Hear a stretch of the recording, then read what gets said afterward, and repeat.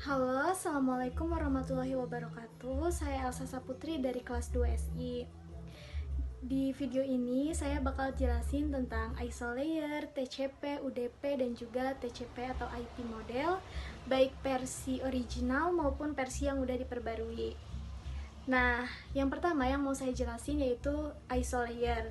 ISO layer adalah model referensi jaringan yang terdiri dari 7 lapisan, yang masing-masing punya tugas khusus dalam proses pengiriman data. Nah, yang pertama ada physical layer. Physical layer ini adalah lapisan paling bawah ngatur media fisik kayak kabel, sinyal, dan konektor. Dan yang kedua ada data link layer. Ini tuh mengurus komunikasi antar perangkat di jaringan lokal dan menangani MIC address serta deteksi error. Dan yang ketiga ada network layer. Ini nentuin jalur pengiriman data dan ngatur IP address biar data sampai ke tujuan. Dan yang keempat ada transport layer. Ini ngatur proses pengiriman data. Di sini TCP dan UDP bekerja. Dan yang kelima ada session layer. Session layer membuka, mengelola dan menutup sesi komunikasi antar perangkat. Dan yang keenam ada presentation layer. Ini hanya ngatur format data termasuk enkripsi, deskripsi, dan komprensi. Dan yang terakhir ada application layer, di mana tempat aplikasi berinteraksi langsung dengan jaringan seperti browser dan email. Dan yang kedua ada TCP atau Transmission Control Protocol.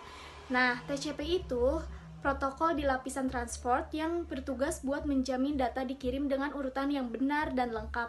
Sebelum data dikirim, TCP akan membangun koneksi dulu pakai proses yang namanya three-way handshake.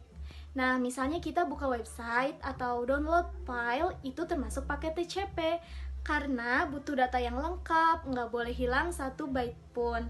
Nah, yang ketiga ada UDP atau User Datagram Protocol.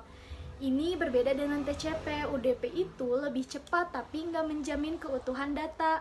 UDP nggak perlu buka koneksi dulu, jadi langsung kirim data. Cocok banget buat aktivitas real time kayak live streaming, video call, atau main game online.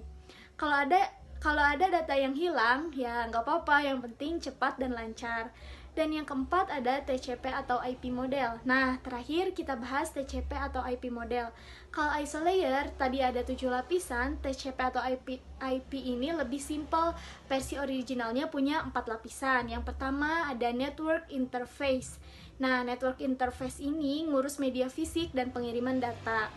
Dan yang kedua ada internet. Nah, disinilah IP address dan routing diatur. Dan yang ketiga ada host to host. Ini mirip transport layer di OSI, tempatnya TCP dan UDP.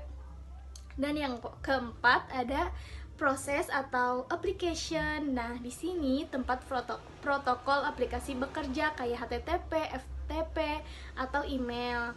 Tapi sekarang banyak dipakai versi update